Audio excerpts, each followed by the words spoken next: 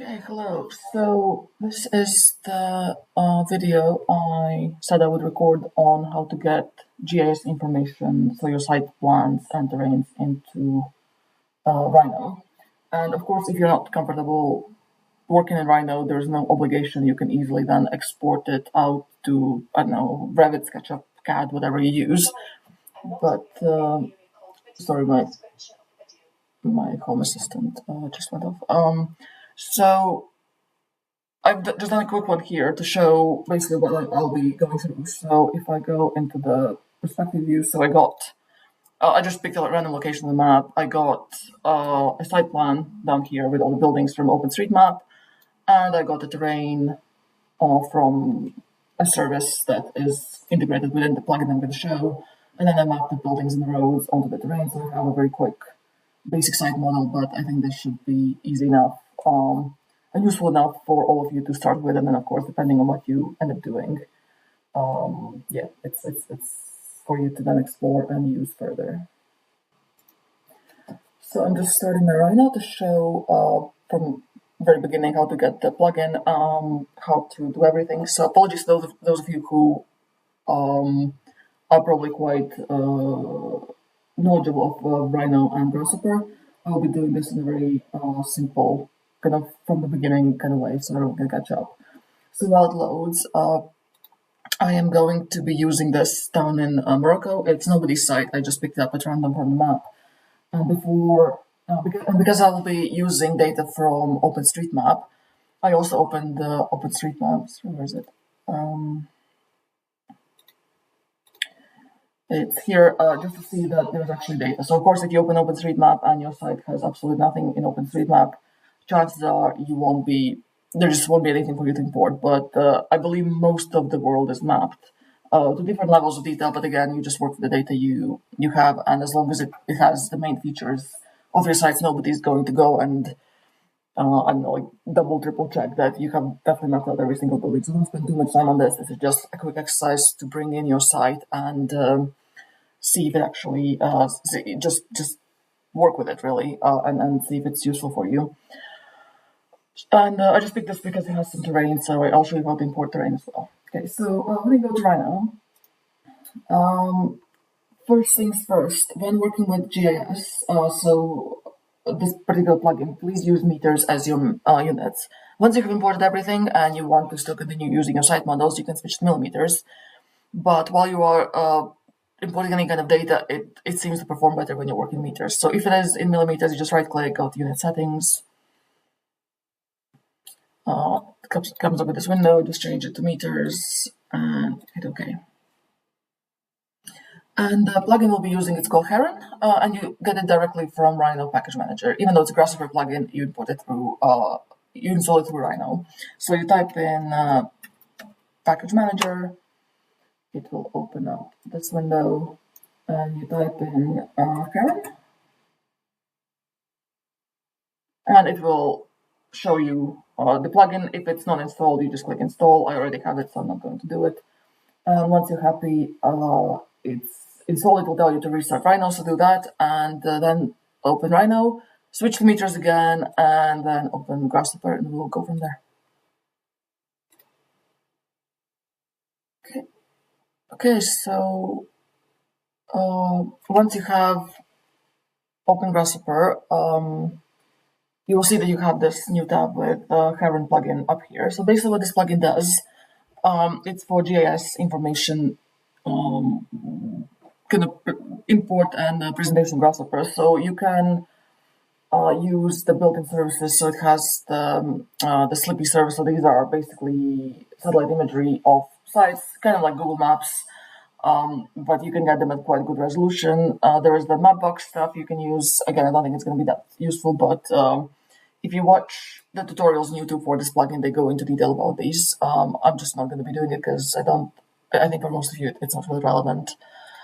And then it has this cool range of tools for importing different data files. So OpenStreetMap, it will import OSM maps. So if either you can download it straight through this plugin or just go to OpenStreetMap website and download, and you can import it here. You can also import any topography raster vector files that have any spatial information. So that's quite useful. JS REST is the one we'll be using for, it's basically sending a request to the database and receiving data from it. So we'll be using the OpenStreetMap one and the topography one. I have tested them and they both seem to work, so that's great. And then there are some other tools for dealing with JS stuff, which again, I'm not going to go through because I don't think it will be useful. The only useful one is the set earth anchor point, which I'll be using now. And basically what this does, your normal Rhino, so whenever you open Rhino, it's kind of like own coordinate system, so where it thinks it is in the world. Usually when you design a building, it doesn't really matter because you just designed it and you can always set the location for your sun path and everything, but most of the time people just use it, for people who use it for, I don't know, just objects or for designing something that you then import another software, it doesn't matter. So it's set to some, I don't know, it used to be set to 0, 0, I don't know where it is now in terms of the latitude and longitude. But the problem is that if your site ends up very far from this location, you'll just end up having some distortions with geometries, and Rhino might struggle to kind of like represent it properly. So it's useful to set your points of the Rhino starting point to the global reference of your site. Luckily, Heron has this set earth anchor point. I'll just use bifocals so you can see better the names of the components. So it's under the JS tool set earth anchor point. And if you hover over, you'll see what it needs. So this one needs a boolean, so at the moment it's set to false, point of interest, or latitude, longitude. So I'll connect a boolean table first. It's set to false. It's connected. So at the moment there's nothing, it's at 0, 0 because nothing has been given, and that's the default. So I can, if I have a specific location, so such as a town or like I have in this case, I can just type it in and connect it. If you have a specific location somewhere that is, I don't know, in the mountains, in the jungle, and it doesn't have a name or the plugin doesn't recognize the name, you can use the latitude and the longitude coordinates. You can easily get them from Google Maps. So I'll show you both. So first I'll just do the Taza Morocco and see if it finds it. So I'll create a panel, type in Taza Morocco, connect it here, and set this to true. And I'll hover over it, and you can see that I have my location set to -4, longitude, and 34 point something as latitude. And if I go back into Google Maps, I can see up here that these are the coordinates I need. So I'm basically here. If for some reason it struggled to find them, you can easily copy out these coordinates from Google Maps and type them into a panel and connect the latitude and longitude to longitude. Yeah, if you find location, just use it this way. It's easier. So now this is set. Right now has reset. Sometimes, especially if you change this during the process, it could be useful to restart Rhino, restart your grasshopper file, because it kind of takes a minute or two to wake up. I don't know why. Also, on that note, of course, save your files. So if you go under File, Save Document, especially when you can accidentally import something like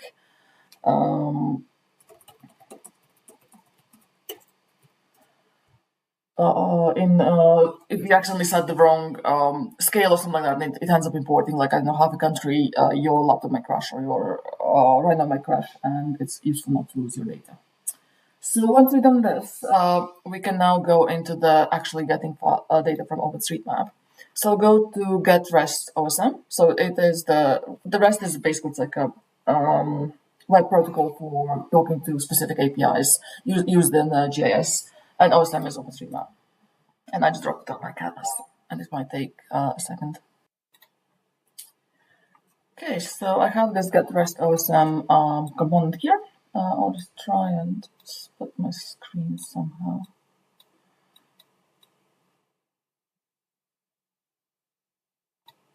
That's not exactly what I wanted, but that will do. Just so we can see, I'll go and top view first.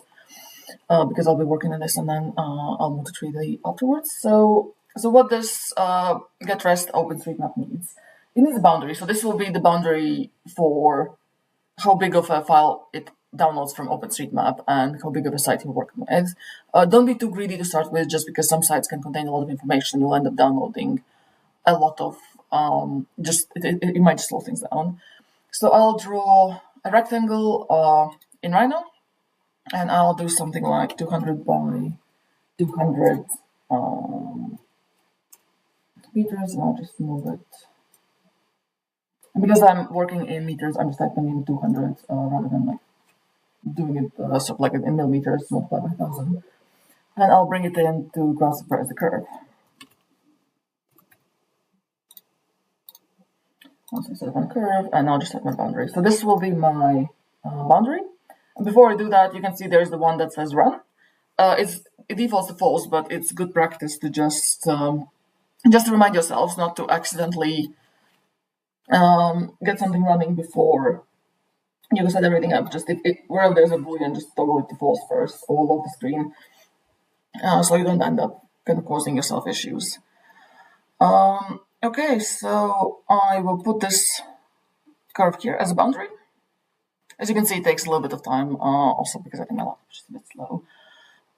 So the next useful thing to do is change the folder path. So this is the folder where it will download the file. As you can see, it defaults some kind of like temp folder in the updated folder, which probably is not very useful. So what I can do is I can do it either with a panel or with a file path component. File path. So I'll drop this file path and I'll say select a directory, so select a folder. And then I'll go where I have my tutorial and I'll just keep it here. But of course, select it wherever you want to keep your file. And I will connect it here. So now I'm not going to bother with the search term filters. Basically, this is just letting me download everything there is. If you're working with specific data sets or specific information, so for example, you want to extract all waterways from a specific area and you don't want to download everything else, in that case, you might want to construct a search term or a lower pass query. At the moment, I'm just working with basic information, and then we can move on from this as you progress your project. So I'm not going to do anything, and I'll just double click this, toggle it to true, and you can see it's downloading the data. Okay, so it says it has downloaded the file, and if I go into my folder, where is it here? You can see that the OpenStreetMap file has been downloaded. It's a very small file because I have a very small, it's 200 by 200 in geography terms, is basically nothing, but it's good for this. Just for a starting point, you can always extend your boundaries. So now it has downloaded. The good thing to do now is toggle this to false, because I still have the file. Oh, I don't. Okay, sorry. Okay, it just don't ignore that. I still have the file here. I still have it downloaded. Basically, what I wanted to say is once you have downloaded the file and you're happy with the boundary, once you save this, you might want to just use the file you have downloaded to import it rather than download it from the internet every single time you open your grasshopper file. Because at some point, the more you do on the file, the heavier it gets. So don't forget to just use the existing file rather than download it and import it every single time. Okay, now I'll just keep it as it is to not confuse you any further. And I'll go to GIS import and import OSM, so import OpenStreetMap. So it's asking for boundary, it's asking for OSM data location, so file path, and it's asking me to filter any kind of fields or values I want. If I want to import specific things such as buildings or highways or natural features or anything else. At the moment, I will just import everything, so I'll connect my boundary, and I will connect my OpenStreetMap file. And if everything has worked fine, you'll see that I have imported my a very small area of this town. And what I can either try and cross-reference myself to the map where I am, or I can look at the features of the geometry I have imported to see if I can find the address or something. So as you can see, it's very small, so it might be, and I'm not familiar with the context at all, so I have absolutely no idea where I am.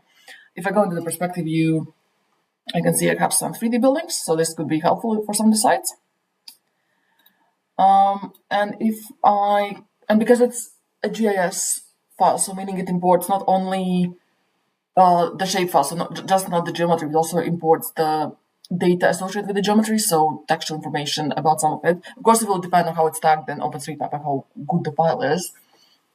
But if I connect the panel here, I can see to the values.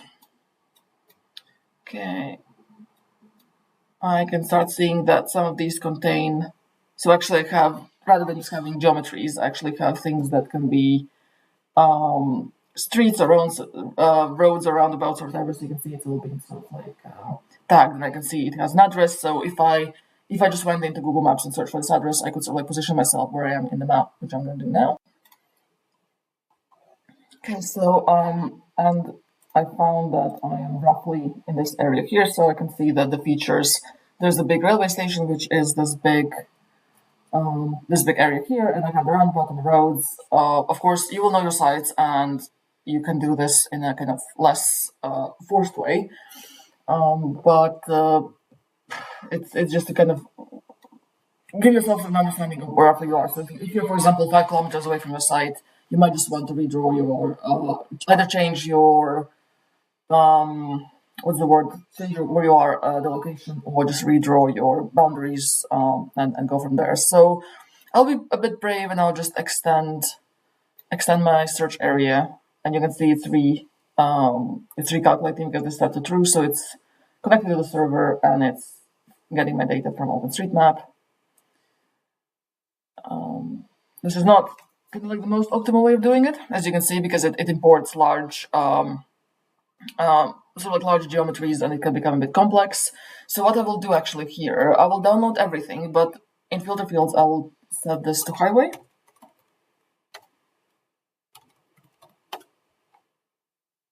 Just to not make this tutorial last forever. So you can see I'm only filtering out the highways, so I will extend this box this way as well.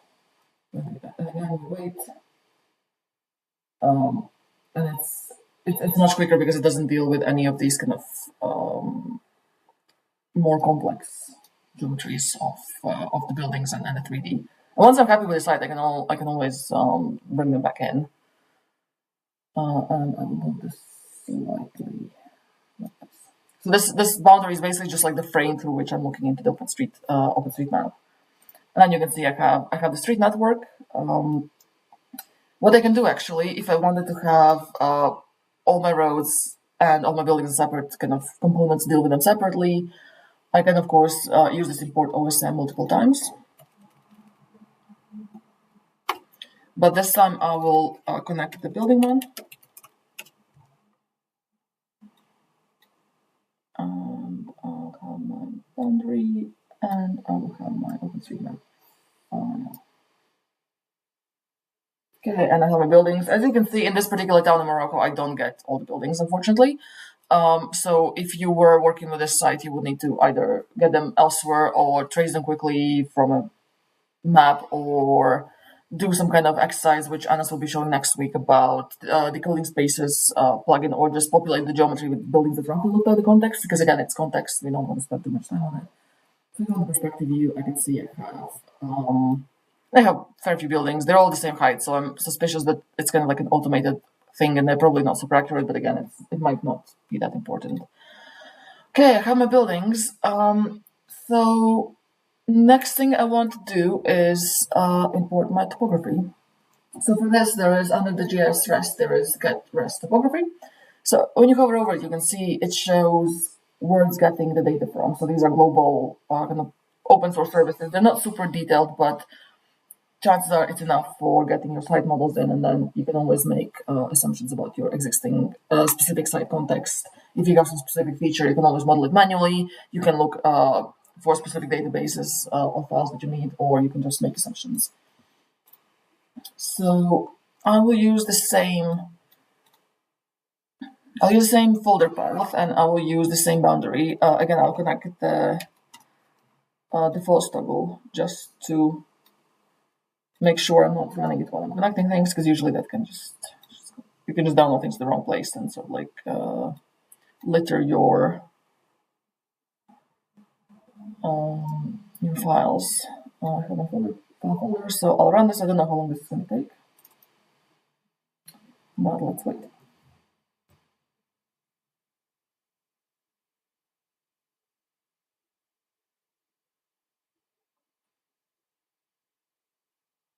Okay, it has downloaded the topography file. Again, you don't see anything, but if you hover over here, you can see that there is a tip file. So that's like raster file format for that contain like 3D information. And I can import it going to GIS import topo. And we do the same thing. So I have my boundary curve and I have my topography file. Let's see. Okay, of course, it doesn't look like much, but if you go to the perspective view, I can see I have my topography. It's not very extreme because it's a big site, and obviously, like a couple meter change might not look much because it's like I don't know, maybe like kilometer squared roughly area. But you can see I have my topography, and I can play with this. And as you can see, it's all very quick and quite, I would assume, quite accurate. I mean, I don't know the site, so who knows? I'll stop this video here, and then I will record another one showing you how to project your buildings onto topography so you get the site model with your buildings in the right places.